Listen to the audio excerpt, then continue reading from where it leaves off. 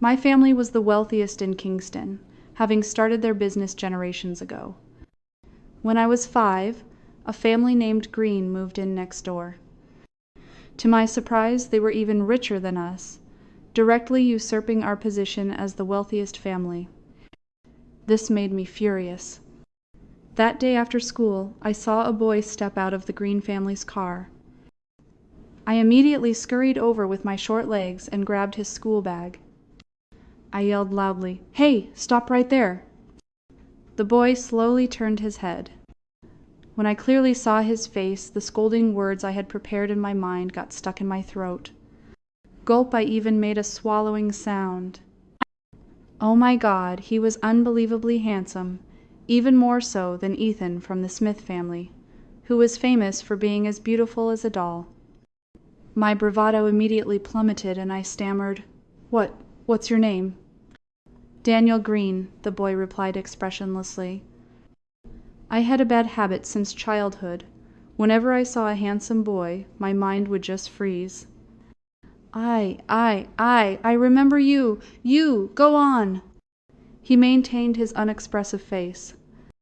I didn't know if he just didn't like to smile, or if there was something wrong with his head.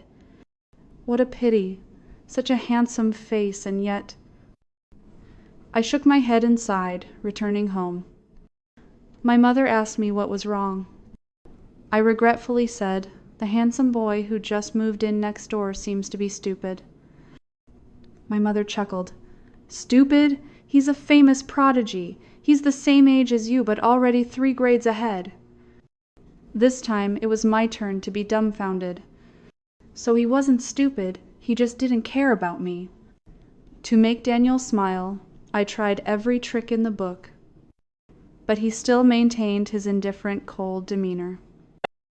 I decided to change my strategy and approach his younger sister, Stella Green.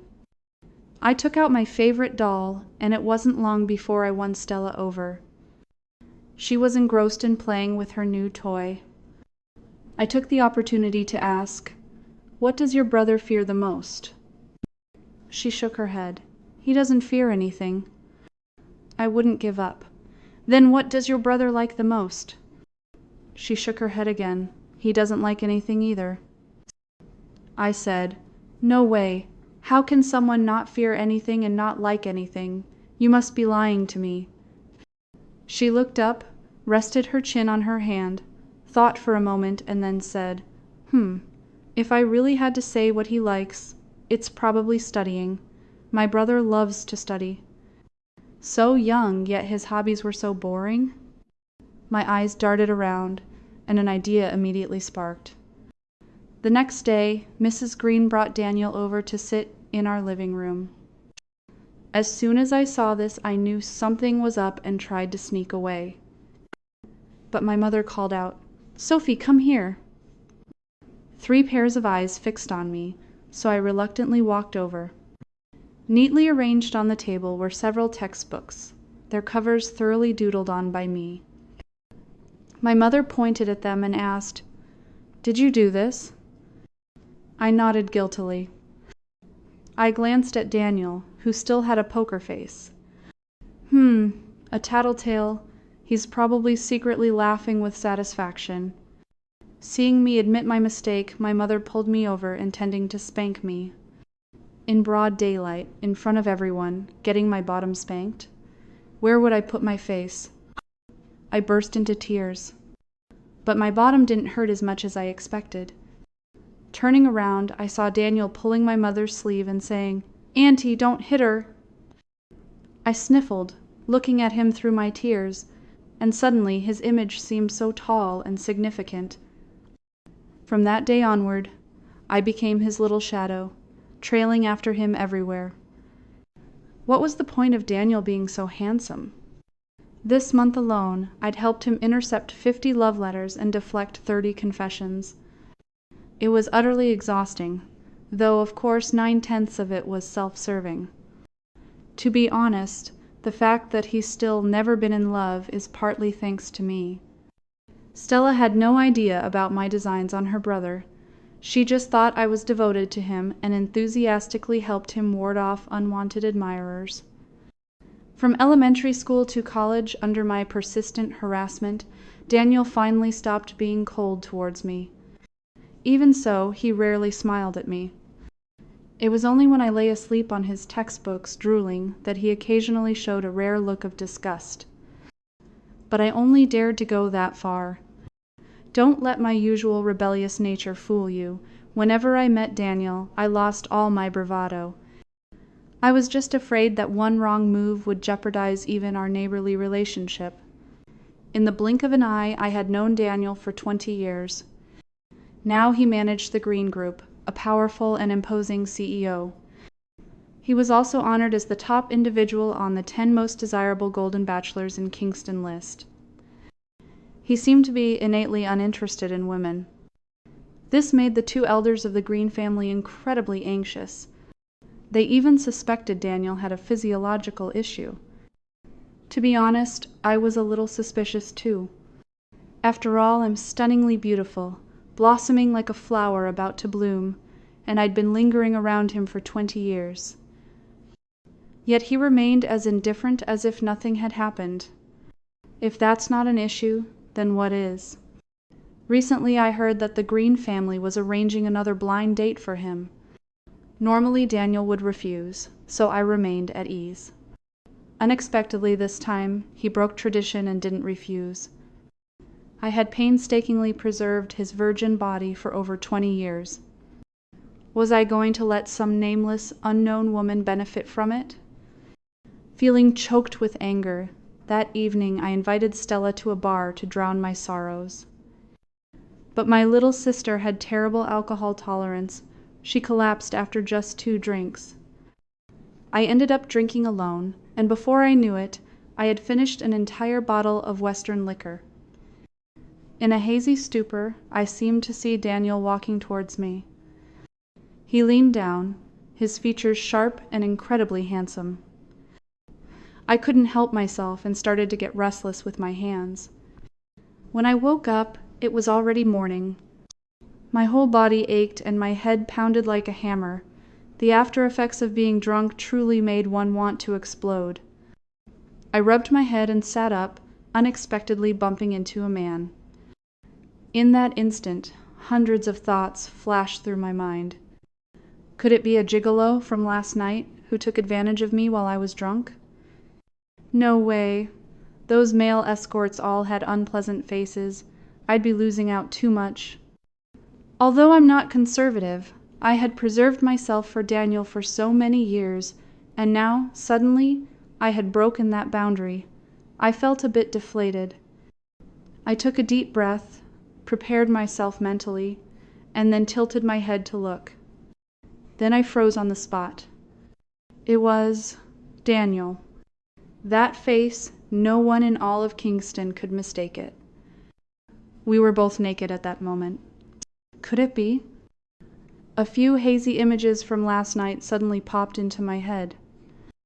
I had my arms around a man's waist, and I just kept exploring downwards, stripping off his clothes, crying, and telling him not to leave.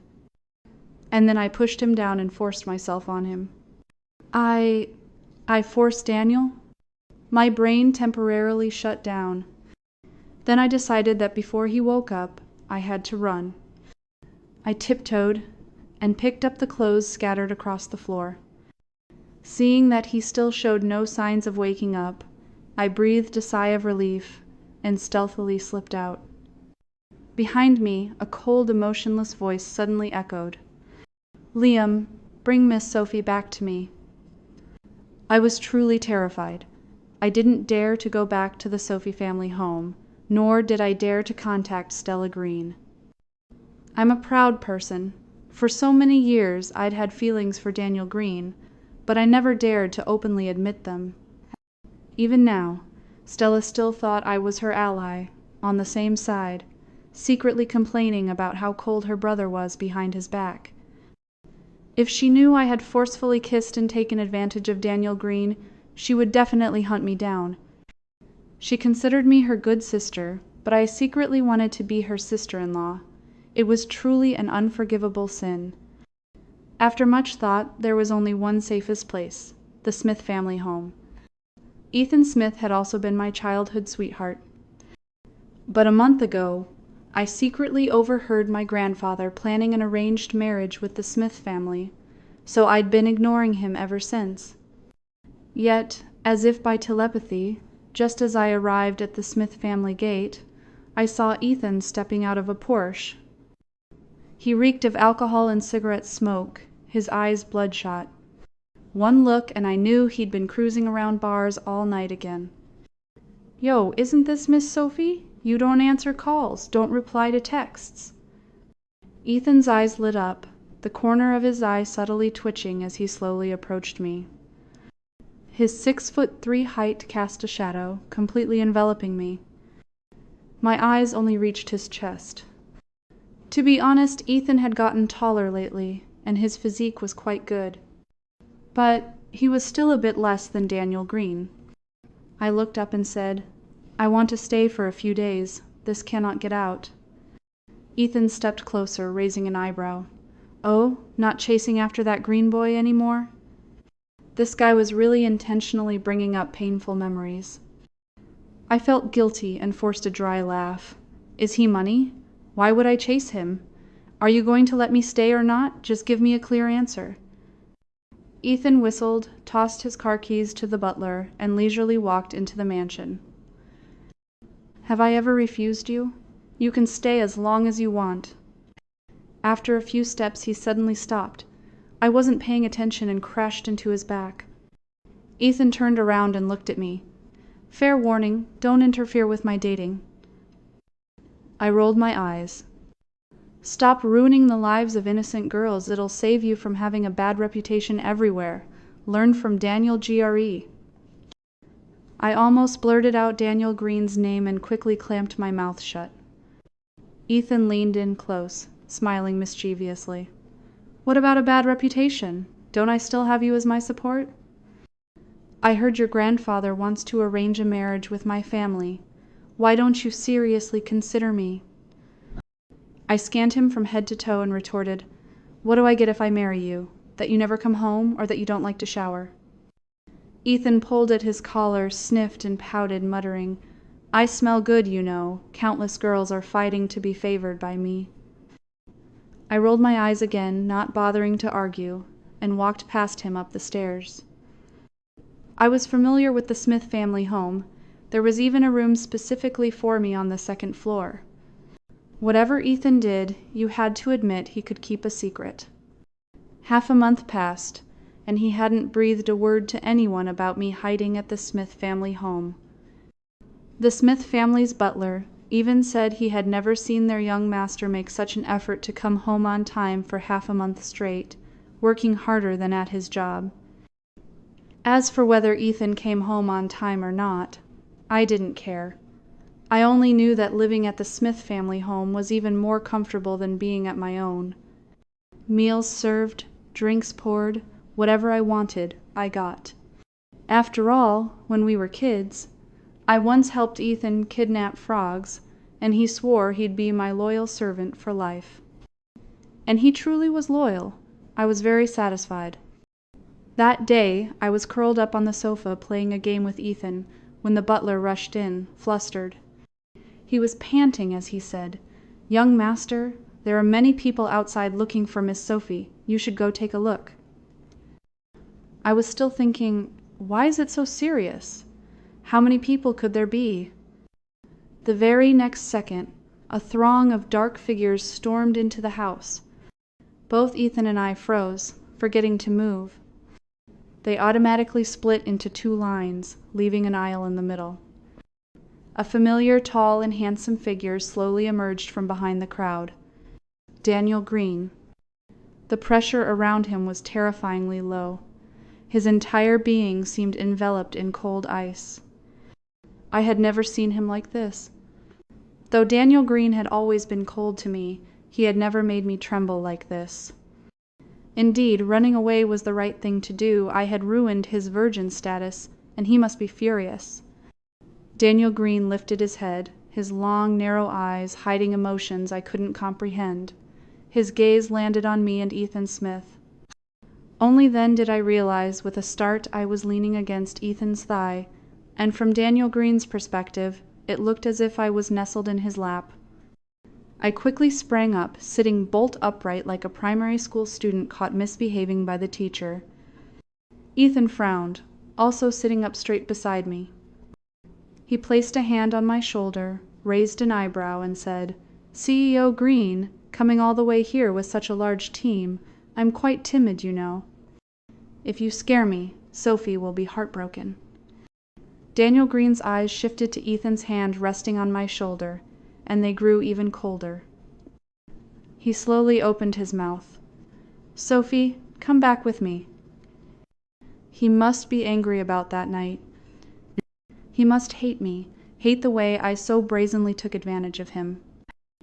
I lowered my eyes, obediently not daring to speak. Ethan held me tighter and said, "Look, does she want to go back with you?" A tense silence hung in the air. I stammered, I'm not going back. It's very good here." After saying that, I secretly observed Daniel Green's expression. I don't know why, but ever since I was little, I had always been suppressed by his aura. Daniel Green gave me a cold glance. Has Miss Sophie truly thought this through? He no longer called me Sophie. He switched to Miss Sophie. My heart constricted with each beat. Ethan knew who I was hiding from, but I had never told him the exact reason. Seeing me as scared as a rabbit, Ethan narrowed his eyes and chuckled faintly. "Does he have some secret on you? Tell me. I'll help you get it back." I sighed, pressed my lips together, and finally told the truth. Other things could be hidden, but my secret was Daniel Green's virgin body. Moreover, looking at this formidable security detail, Daniel Green definitely wasn't planning on leaving empty-handed. Could Ethan really stop him? I pulled Ethan's hand from my shoulder and whispered, "There's no big secret. It's just a misunderstanding. Thanks for the past few days. See you later." Ethan froze, a hint of disappointment flashing in his eyes before quickly disappearing. Daniel Green pursed his lips indifferently. "Take Miss Sophie." The two bodyguards beside him understood immediately, one on each side, inviting me to leave. Before I could even lift my foot, Daniel Green had already walked far ahead. Just like for the past 20 years, he always left me with only his back. Before, I would shamelessly run after him, calling out, "Daniel, wait for me." But today my legs suddenly felt like they were filled with lead. No matter what, I couldn't catch up. Once in the car, Daniel Green still maintained his icy expression. I cautiously forced a smile to make peace. That night, I really didn't mean to. You're a generous person. You won't hold a grudge, right?" He said nothing, so I continued. "Actually, when you think about it, you didn't lose anything. Let's just consider it a win. Win for both of us, as if nothing ever happened, okay?" Hearing me say that, he suddenly turned to look at me. His long, sharp eyes briefly showed a hint of displeasure. My throat tightened slightly, but I still tried to feign confidence. "I know the Green family is arranging a blind date for you. Don't worry, I won't bother you any more. You know me, I'm always very rational about big things." My mouth spoke lightly as if it was nothing, but my heart ached repeatedly. During my time at the Smith family home, I had thought a lot. Someone like me, who loses interest in everything after 3 minutes, could actually like Daniel Green for 20 years. This kind of perseverance, even I admired myself for it. But, even if it were a block of ice, warming it for 20 years, shouldn't it melt? Yet Daniel Green, the older he got, the further away he became from me. Now, to avoid me, he even moved out of the Green family home entirely. If I wanted to meet him even once, I had to rely on Stella as an intermediary. He must truly dislike me, to the point where he couldn't stand this clinginess anymore and wanted to avoid me so much. I gave a bitter laugh. Daniel Green was like a kite soaring in the sky. I had stood on my tiptoes reaching for it for 10 years, but the string never once fell into my hand. The girl the Green family was arranging for him to meet. I had seen her before. She was so beautiful, it was hard to look away. No wonder he finally agreed this time. I suppressed the bitter feeling in my heart and forced a smile. If you don't say anything, I'll take that as a yes. Drop me off up ahead. I'll go home by myself. When we were in school, our paths home were the same. But now, we no longer shared the same path. Daniel Green looked up, his gaze dark and obscure. Who said I'd take you back to the Sophie family home? I looked at him in surprise. If not to the Sophie family, then where? Daniel Green withdrew his gaze and didn't answer. A bad premonition suddenly flashed through me. But I didn't dare to ask too many questions. I just watched helplessly as the car turned onto a completely unfamiliar road.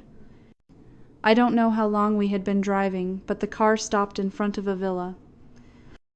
The place was very secluded. There were no other buildings or people around. I started to feel uneasy. Daniel Green got out of the car first and walked straight inside. His eyes briefly swept over me, seeing I hadn't moved yet, and he said coldly, "Aren't you coming in?" I tried to suppress the unease in my heart and quickly followed him. The villa was only black and white, as cold as its owner. I seemed to have guessed where this was. Looking at the decor and the quiet atmosphere, it was clearly Daniel Green's private residence. It was almost funny. Before, I had tried every way possible to find out where he had moved, but I never found any clues. Yet today he himself brought me here. There was no butler, no maid in the villa. It was so empty it was somewhat frightening. I quietly followed him upstairs. He stopped in front of a room. He opened the door and gestured for me to enter. I obediently stepped inside, and as soon as I entered, I realized this place was completely different from the outside. Soft silk curtains, cream-colored carpets, so gentle that it felt out of place. I turned around, intending to ask him what he meant. Just then, a click sounded behind me. The sound of a lock. Daniel Green had locked me in. I panicked, rushed to the door, and yelled his name. But my voice seemed to vanish into thin air with no response. I started to feel truly scared. This person in front of me was not the Daniel Green I once knew. By reflex, I reached for my phone to call for help. Only then did I remember Daniel Green had taken my phone as soon as we left the Smith family home. What exactly did he want? Just because I slept with him once? If he was angry, he could have just hit me. Why lock me up like this? Did he want to starve me, then destroy the evidence? I shivered, a cold sensation running down my spine. That, with someone like Daniel Green, it truly wasn't impossible. He pursued perfection to an obsessive degree. I remember once in school, he was invited to give a speech in front of the whole school, and right before he went on stage, I accidentally spilled coffee on his white shirt. I was afraid of being scolded, so I didn't dare to say anything. After his speech was uploaded to the school website, he only glanced at it once, saying nothing. But from then on, he never wore a white shirt again. I was truly too careless. Daniel Green was the kind of person who couldn't tolerate even a speck of dust in his eye. How could he easily overlook this matter? I paced back and forth in the room, thinking of ways to cope. Until evening, Daniel Green appeared again. He brought dinner my favorite braised fish. I finished the last bite, swallowed the broth, and quietly asked, "When will you let me go? Grandpa will worry if he doesn't see me." Daniel Green chuckled faintly, his voice cold. "When you ran off to the Smith family home, why weren't you worried that someone would miss you?" I was speechless. I could only change the subject. I know, no one likes sleeping with someone they don't like, but what's done is done. Considering we grew up together, can you be less angry? I tried to force a pleasing smile. Daniel Green looked at me with a puzzled expression. His deep voice sounded, "Do you like Ethan Smith?" "What?" I looked at him in astonishment, thinking I had misheard. He pursed his lips, got up, and left the room, leaving me alone in the silent room once again. 3 days passed. I didn't know what was happening outside, like a small bird with a broken wing, trapped in a cage with no escape. Just when I was determined to find a way to escape, that night Daniel Green, reeking of alcohol, suddenly burst into the room. He pushed me into the corner, his eyes bloodshot, his voice hoarse with accusation. "Do you like Ethan Smith that much? Why didn't you choose me?" My shoulder blade was pressed hard against the wall, aching to the point of numbness. His large, clearly jointed hand gripped my shoulder tightly, with no intention of letting go. I tried to say, You're hurting me."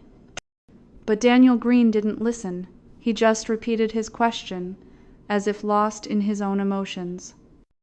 This was the first time I had ever seen him like this in 20 years. No, thinking back, actually, it wasn't exactly the first time. When I was 18, on my birthday, I meticulously prepared a black-themed party the color Daniel Green liked. I even wore the dress I had chosen months ago, just hoping to see his expression when he saw me that day. But I waited from morning until night. He still didn't show up. Annoyed, I dragged Ethan Smith to go mountain climbing, and we ended up getting lost in the forest. Ethan and I didn't return home all night. The next morning, Daniel Green found us. His eyes were bloodshot, radiating a murderous aura as if he was about to kill someone. That was the first time I had seen him lose control like that. I even thought I had melted a corner of the ice in his heart. But he just coldly uttered a single sentence. "It's good that you're alive. It saves Stella from being sad." So he came, just because he was afraid his sister would be sad. I pulled back from that memory, suppressing the chill rising in my heart. Looking straight into the eyes of the man in front of me, I calmly said, "Don't you know who I like? You might not like me, but don't push someone you don't like towards someone else. That's not fair." Each word, each phrase seemed carved into the air. Daniel Green's eyes flickered, a faint glimmer of light appearing. Immediately after, he lowered his head, pressing his lips against mine. The kiss was wild, lingering endlessly, as if trying to draw all the breath from me. A faint metallic taste of blood wafted through, spreading in both our mouths. Daniel Green was like a small beast that didn't know what it meant to be full, continuing, time after time, kissing deeper and deeper. I suddenly felt aggrieved.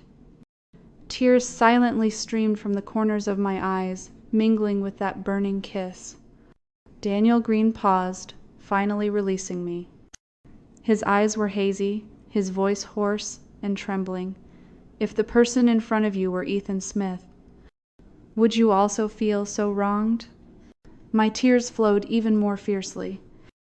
I didn't understand why he kept insisting that I liked Ethan Smith. Nor did I understand why, when I had decided to let go, he came back and held on to me.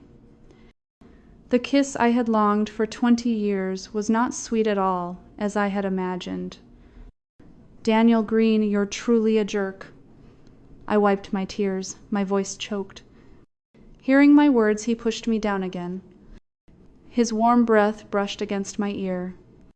"Then let's be a complete jerk." My heart squeezed tightly. The next second, I was pushed onto the bed by him. I struggled, but he held me tight, making it impossible to escape. Although it had happened once that night, I was so drunk that I lost my memory and couldn't clearly remember what happened. But this time, I was completely sober. His Adam's apple bobbed slightly, his arm muscles bulged, his waist was firm. Every masculine contour was clear in my sight. I angrily shouted, "Daniel Green, what is this about? Revenge? Does humiliating me make you happy?" His fingers brushed lightly over sensitive parts of my body, making me shiver. I let out a soft gasp, then immediately bit my lip tightly, trying to hold it in. His eyes grew even deeper, gradually tainted by desire. "Sophie, are you having fun playing with me?" He said words I couldn't understand. I wanted to ask, but my rationality was gradually falling apart. Daniel Green began to attack like a storm. In bed, he seemed to become a completely different person, no longer the indifferent, scholarly boy I was familiar with. "Call me my love," Daniel Green whispered in my ear, his voice hoarse. A wave of shame washed over me. Why hadn't I realized before that Daniel Green had this kind of preference? I remembered in junior high, I imitated Stella Green, calling him my love. She would call him brother, but I deliberately called him my love, non-stop all day. Every time a female student tried to send him a love letter, I would block her, coldly saying, "Sorry, my brother doesn't date early." At first, he didn't care about my way of calling him. But when rumors started circulating in school that I was Daniel Green's biological sister, he immediately stopped me from calling him that. Yet today, he suddenly changed his mind? I bit my lip tightly, making no sound, but my body had gone limp like water. Finally, unable to bear it any longer, I whispered, "My love." Daniel Green's eyes immediately darkened, his desire grew even more intense, and his breathing became noticeably heavier. I don't know how long it had been until he finally stopped. He collapsed beside me and immediately fell asleep, while I stared wide-eyed at the ceiling, feeling an emptiness rise after the surge of pleasure. Just then, I saw his phone light up on the bedside table. I cautiously crawled off the bed, circled around the head of the bed, and picked up the phone. My heart secretly rejoiced. Daniel Green had never set a password on his phone before. I easily unlocked it, and just then, a message popped up. I tapped to view it. It was from his secretary. "CEO Green, the photos have been completely handled and the news has been taken down." I scrolled up curiously to see more. To my surprise, I saw photos of me and Ethan Smith. In the picture, I was sleeping, and Ethan's lips were pressed against my cheek. Scrolling further up, there was the headline of yesterday's news article. Intimate photos of Ethan Smith and Sophie leaked, raising suspicions of an impending marriage alliance between the Smith and Sophie families. Could it be Daniel Green's erratic behavior these past few days was because of this article? I silently cursed Ethan Smith 800 times in my head. Out of all things to photograph, he had to take candid shots. He didn't need to go to such lengths to report his achievements to his father. Now even jumping into the Yellow River wouldn't wash this clean. But currently, the only person who could get me out of here was Ethan Smith. I gritted my teeth and called him. Ethan arrived very quickly. As soon as he saw me still wearing the clothes from the day I left the Sophie family home, he asked, "What did Daniel Green do to you?" I avoided his gaze and quietly said, "Let's go. Don't ask any more questions." Ethan's face darkened, and he immediately wanted to rush into the villa. I stopped him. His eyes flashed with anger. "Don't think that just because the Green family is the wealthiest in Kingston, Daniel Green can do whatever he wants. I have to get justice for you." Ethan was much stronger than me. Seeing that I was about to lose my grip, I had no choice but to tell him the truth. I already slept with him. Ethan's steps faltered, and he turned to look at me. The corner of his mouth twitched, forcing a strained smile. "Slept? What do you mean?" I said indifferently. "Literally. That day I was drunk and hazy, and I just slept with him." Ethan lowered his face, looking lost, his lips subtly moving as if to say something, but in the end he didn't. I quickly walked towards the car. I didn't know if the noise just now had woken Daniel Green. But now I truly didn't know how to face him anymore. Perhaps not meeting again was for the best. Ethan got into the car, his face rigid, his entire being exuding a suffocatingly low pressure. There was no trace of his usual carefree demeanor. I said helplessly, "Why are you suddenly like this, out of nowhere? Are you going to learn from Daniel Green and become prematurely old too?" Ethan's lips moved slightly. "Isn't that what you like? Always taking your warm heart and pressing it against someone's cold face for 20 years, isn't that enough?" His words were like a knife, stabbing directly into my chest, spreading waves of sharp pain. I said nothing, just stared blankly out the car window. Ethan only then realized he had spoken out of turn and quickly explained. "Sophie, I didn't mean it like that. I'm just angry that he doesn't know how to cherish." "You're so good. You should be cherished in someone's palm. I'm angry that he hurt you. That's why I cut him off. "Don't say any more. No one is wrong. It's just that forced love isn't sweet. I won't hang around one tree forever anymore." Saying those bold words felt liberating, but my heart felt hollowed out, empty beyond description. Everything I had once believed in, once pursued, crumbled in an instant. It was like carefully watering a flower bud every day, only to discover that it had no roots and could never bloom. Daniel Green and I had both grown up.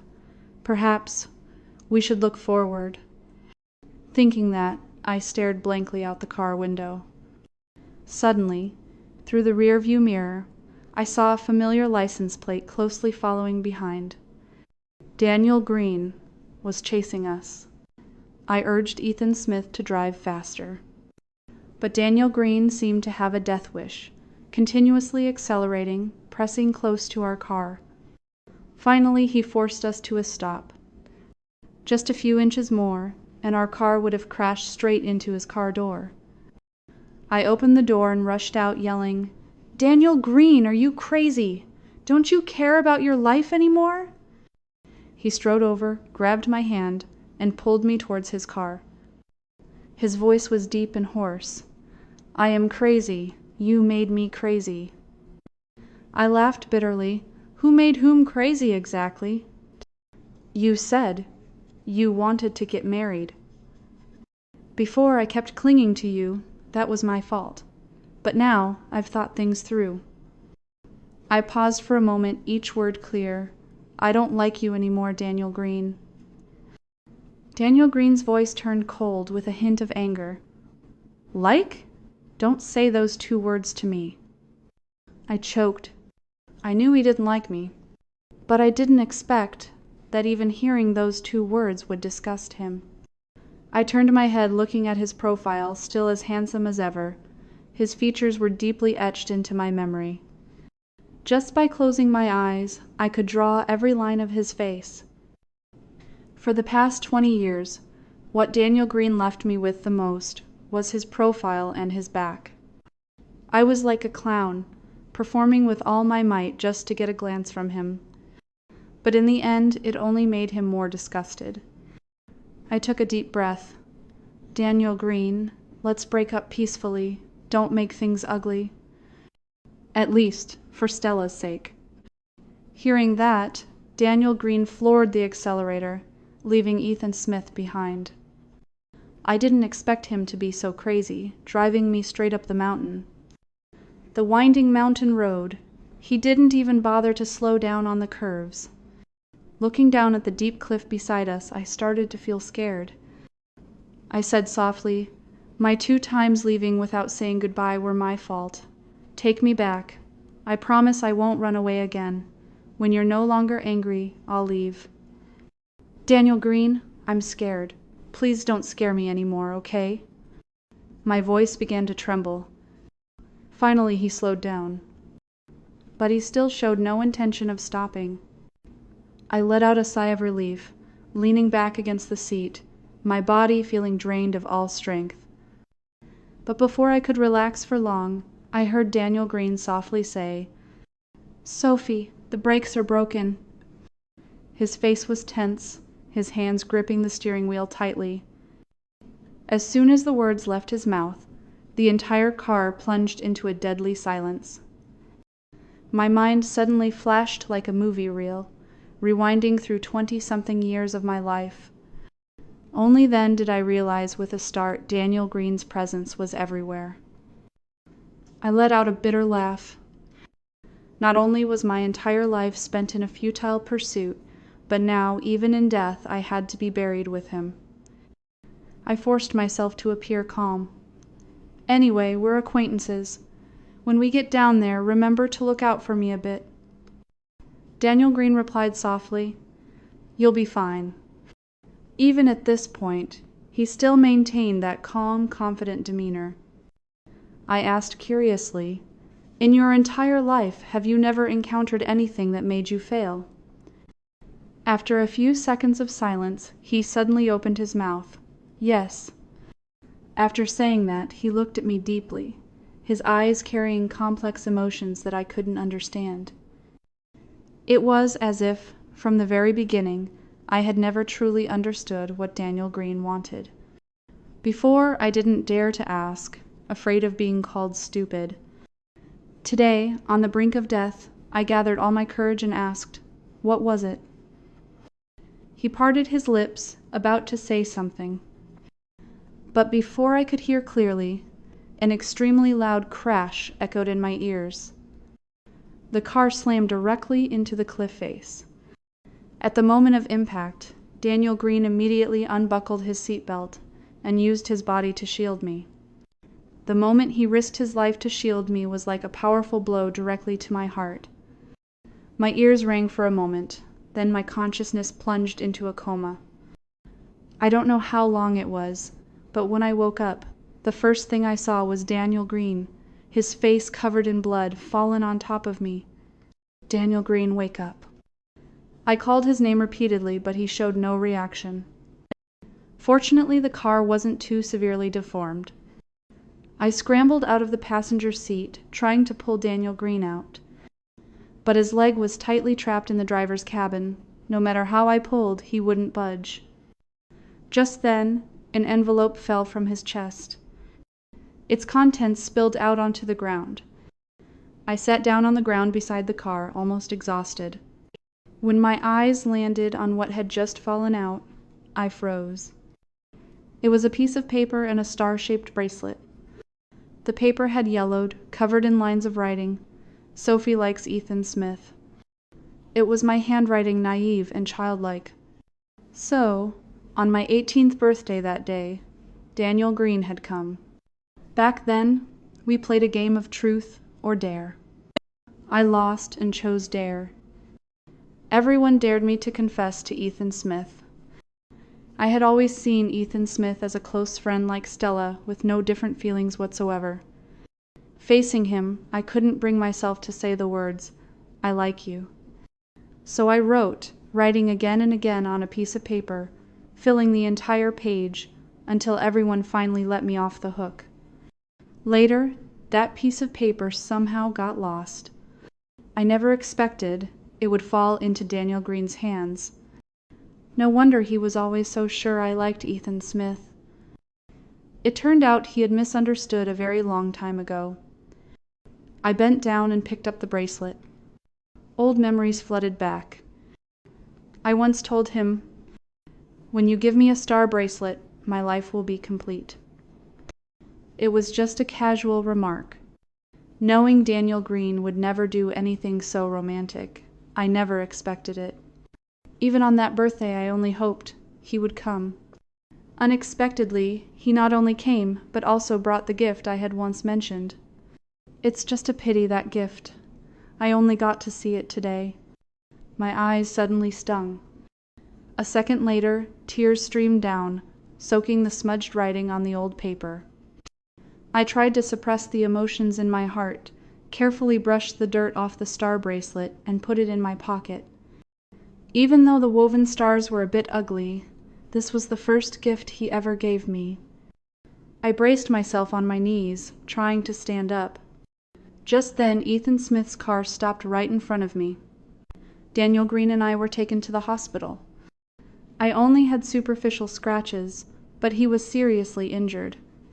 Because he embraced me to shield me, his left arm was pierced by the windshield, the wound so deep that the bone was visible. And his leg? The doctor said if it didn't recover well, there was a possibility of lifelong complications.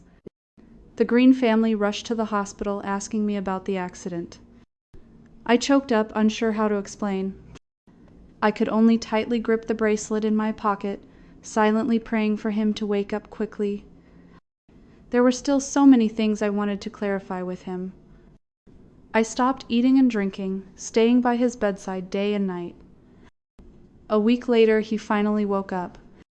That day, I was dozing beside the bed, woken by a tingling, itching sensation. When I slowly opened my eyes, I vaguely saw Daniel Green's smiling face. His hand was gently stroking my hair, little by little, with an unusual tenderness. Seeing me awake, he instinctively tried to pull his hand back, and the smile on his face faded quite a bit. I quickly grabbed his hand, my voice full of joy. "You're awake?" Daniel Green turned his face away, trying to maintain his aloofness. But his skin was pale and frail, making him look pitiful. My eyes reddened, my throat constricted, unable to form words. I could only squeeze his hand tightly, unwilling to let go. Daniel Green turned to look at me, his eyes suddenly darkening when he saw the star bracelet on my wrist. "Where did you get that?" "Found it on the ground." "Don't tell me it wasn't meant for me. I guessed a long time ago." "On my 18th birthday you came, didn't you? Why did you leave? Was it because of that paper?" I asked directly. A shadow briefly crossed his face. He closed his eyes as if he didn't want to discuss it. But I continued speaking, giving him no chance to avoid it. I recounted the entire story of that paper, from years ago from the truth, or dare game, to how I was too embarrassed and just wrote it down, filling the entire page. His eyelids trembled slightly. I knew he had heard me. "Ethan Smith and it's not what you think. From the very beginning until now, the person I like has only been you." I hesitantly began to speak. Daniel Green slowly opened his eyes and turned to look at me. His thin lips moved slightly. "Is it truly love, or just because of the bet?" "What?" "You once said you hated cold people and bet with your friends that you would definitely win me over." I froze. How could he hear everything at such opportune moments? If it were anyone else, they would have confronted me and clarified things a long time ago. But it was Daniel Green. If it weren't for this accident, these words, he would probably have kept them hidden in his heart, taking them to his grave. Thinking back, perhaps it was from that birthday that Daniel Green started to drift away from me. And then he moved out of the Green family home, and the distance between us grew larger and larger. I said seriously, "That was my fault. They mocked my unrequited love, saying you were arrogant and would never notice me. I was stubborn at the moment and spoke impulsively, using you as a bet." The words had barely left my mouth when I regretted them, but once said, they couldn't be unsaid. I never expected you to hear and remember until now. My voice grew softer and softer. Looking at Daniel Green's expression, he didn't seem angry. I gently caressed his fingers, softly saying, "Can we let bygones be bygones? We've survived a major accident. Why don't we enjoy life together?" He let me hold his hand. He didn't pull away. I timidly asked, "Daniel Green, do you like me?" "Even if it's not as much as I like you, there's probably a little bit, right?" "Number." His answer made me halt. A silent pang of bitterness spread through my heart. It turned out I had once again deluded myself. I slowly let go of his hand. The feelings from just now, the small tremors, the tiny hopes suddenly seemed so ridiculous at this moment. He was still an unmelting block of ice. I had embraced that block of ice again and again, hoping it would melt for me. And each time the outcome was the same. Just as I was about to stand up and leave, a strong grip seized my hand. I looked down. It was a slender hand, holding mine tightly, refusing to let go. I looked at the owner of the hand in surprise. He gently curved his lips, giving a soft smile. "It's not what you think. My feelings for you are not just a little bit." My head felt like it went boom, completely empty. I mumbled blankly, "Can you say that again?" The smile on Daniel Green's lips deepened, and the hand holding mine tightened slightly. "I like you very much. Even more than you like me." A wave of warmth rose from my feet, spreading throughout my body. I must have been blushing. The afternoon sun streamed through the hospital window, casting a faint, warm glow over Daniel Green. I needed something to prove this wasn't a dream. Without another thought, I leaned down and placed a kiss on his lips, light as a feather. As I was about to pull away, Daniel Green reached up and cupped the back of my neck, holding me in place and deepening the kiss himself. This kiss was exactly as sweet as I had always imagined. Just then, click, a loud sound echoed. Daniel Green and I both turned our heads. We saw Stella Green standing right outside the hospital room door, a fruit basket she had just dropped lying beside her feet. Behind her were the Green family and my family. Both sides were simultaneously stunned, their expressions identical in their astonishment. I was so embarrassed I wanted to crawl under the bed. Daniel Green still held my hand, calmly saying to them, "Sophie once said, 'Fat water doesn't flow into outsiders' fields.' I find that makes a lot of sense." What does everyone think? The Green family reacted first, immediately overjoyed. The Sophie family, needless to say, were extremely pleased. Right there and then, both sides began to passionately praise each other. Only Stella Green glared resentfully at me. I sighed. It seemed it would take a lot of effort to appease this little girl. Daniel Green gently tugged my hand. I looked down at him. He leaned slightly, whispered close to my ear, deliberately lowering his voice so only we could hear. "When we're discharged, want to sleep together?" As he spoke, his fingers subtly brushed against the soft part of my palm. I froze, my eyes wide with shock. Indeed, I had only discovered less than 10% of Daniel Green. Still not used to it, but I really liked it. I nodded shyly, quietly saying, "How about we get discharged tonight?"